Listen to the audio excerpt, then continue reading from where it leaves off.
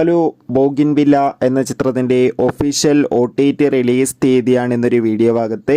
വീഡിയോയിലേക്ക് മുൻപേ video like ചെയ്യുക, ചാനൽ സബ്സ്ക്രൈബ് ചെയ്യുക. നവംബർ മാസം ധാരാളം ചിത്രങ്ങൾ OTT റിലീസ് ചെയ്യുന്നുണ്ട്. ചാനൽ ഭാഗം പരിശോധിച്ചാൽ നിങ്ങൾക്ക് കാണാൻ വേണ്ടി സാധിക്കുന്നതായിരിക്കും.